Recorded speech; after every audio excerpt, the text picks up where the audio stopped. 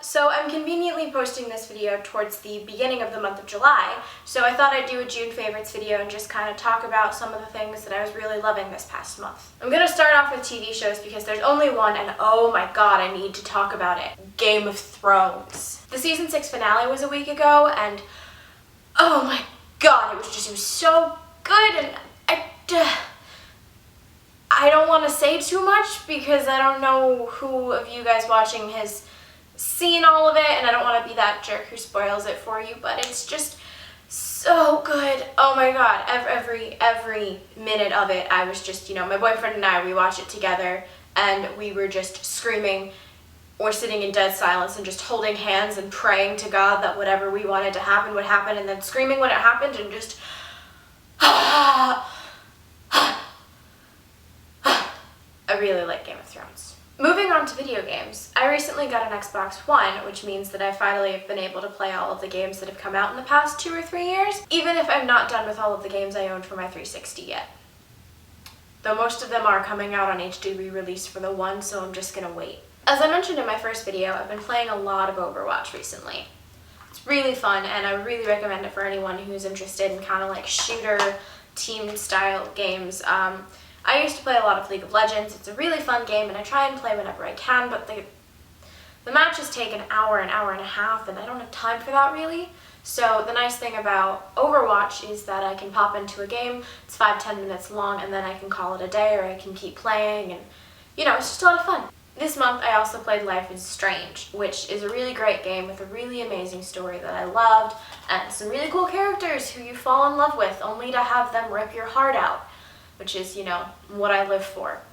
It was really nice, to play a game that wasn't so focused on combat. I play a lot of like BioShock Infinite or Overwatch or Assassin's Creed, stuff like that, and I'm not very good at video game combat, so it's a nice change of pace to just kind of stress endlessly over every single decision in the game, especially that last one. For anyone who's played this game, you know what I mean.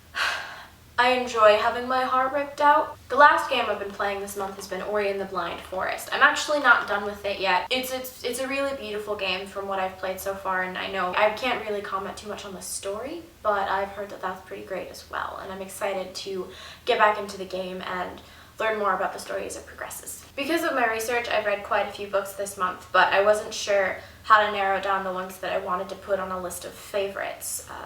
The more I thought about it, I knew I had to narrow it down to these 3.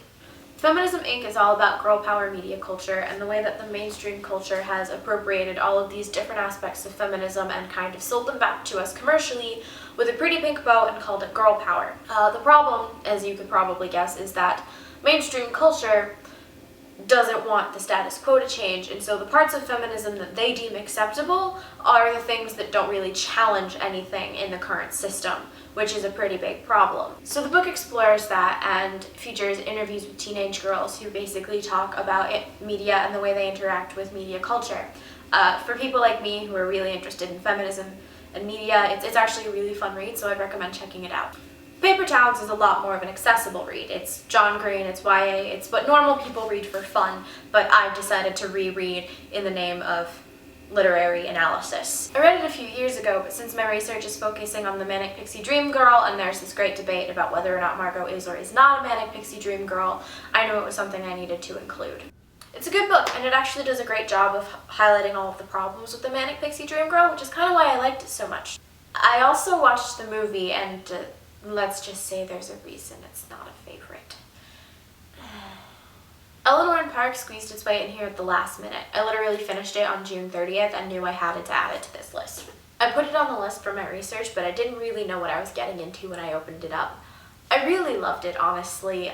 It's really cute, which isn't always my favorite thing to say about a young adult novel, but honestly, it's this really, really nice story, and it made me smile, but it also dealt with some heavier stuff, which made me really happy because sometimes I feel like some YA romance novels can get a little too fluffy, but some of the backstory really, really held this on the ground and gave it a lot of weight for me that I really, really loved. And finally, we come to beauty. There are a few products that I could go on and on about forever, but For the sake of brevity, I decided that I was just going to stick with the one product that I started using this month and absolutely fell in love with. That would be Diva Curl Styling Cream. I started using this product on a whim when they were out of my usual curl cream, which is the Curls Rock Curl Amplifier at the store. It's a bit pricier, but I'm actually on a mission to remove all kinds of sulfates and other harsh chemicals from my hair and skincare routines, and this has none of that in it.